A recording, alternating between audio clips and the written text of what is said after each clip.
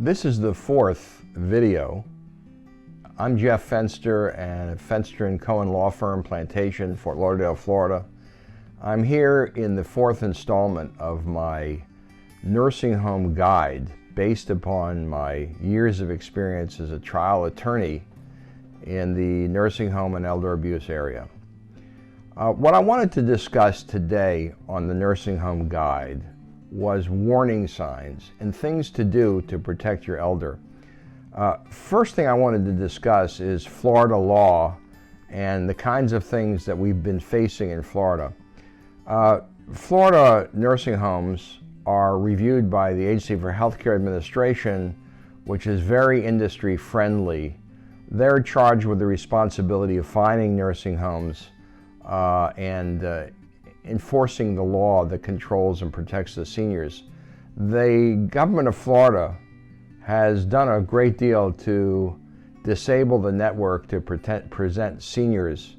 So if you're coming to Florida to retire and think that the healthcare and nursing homes and government protection for seniors is the same as in the Northeast or in California, you're sadly mistaken.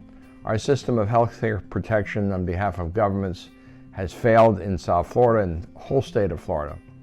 For example, nursing homes in Florida are generally owned by shell corporations, LLCs, that are owned by other shell corporations that are owned by other shell corporations.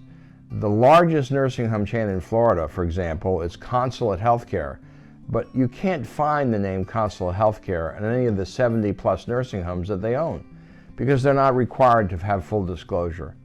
The other interesting fact in Florida about skilled nursing facilities is that there is no requirement for adequate insurance. The statute requires some insurance. Therefore, it's standard for Florida nursing homes who bill the Medicare and Medicaid 10, 15, 25 million a year to basically have a $25,000 insurance policy. So you must understand that for the vast majority of nursing homes, in Florida at least, there is generally no liability insurance. In many cases, their track record is so poor in protection of the elderly, it's like trying to get automobile liability insurance when you have a record of being a drunk driver. All the more reason why a family should look at the Center for Medicare Services Nursing Home Compare Guide when entering a nursing home. Florida is a difficult place to place your elderly, and there's more coming every day. I think one of the reasons that there's so much neglect in Florida in terms of enforcing regulations is because of the fact that there are so many elderly coming here. One of the most important things one can do, and this may sound silly to casual observers, is make a list of the names of every registered nurse, LPN, and CNA that are caring for your loved one.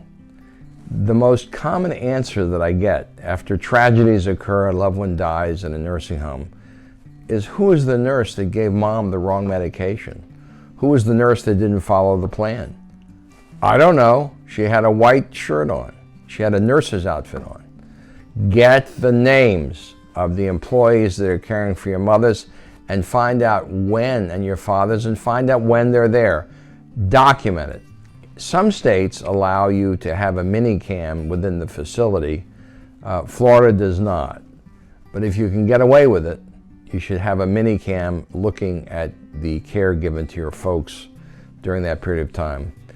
Other warning signs, and I can't tell you the number of times that my clients have called 911. Remember that it is in any Florida nursing home, probably nationwide, there is no limitation on a family member calling 911. So if you come to visit mom or dad and you find them unresponsive, you find them cold to the touch, if they're not looking right and they're not reacting to you and you think something's wrong, call 911. Very often the facilities will not do it until they have the records corrected, if you get my meaning. That's number one. Another issue to address on the nursing home guide is skin examinations. The most common cause of death in my practice for seniors in nursing homes is decubitus ulcers. And in my next video, I'll discuss the kinds of things that happen to seniors in a nursing home. But I want to tell you, you have to be proactive. Look generally in the buttocks area for your loved one to determine if they have a wound. By law, in this state, they're required to disclose it to you. A shocking statistic is that approximately 6 out of 10 seniors that develop bed sores or decubitus ulcers ultimately die from them. A shocking thought, but very common. So again, I've given you a few points. I've explained to you that Florida has very few, if any, requirements for insurance.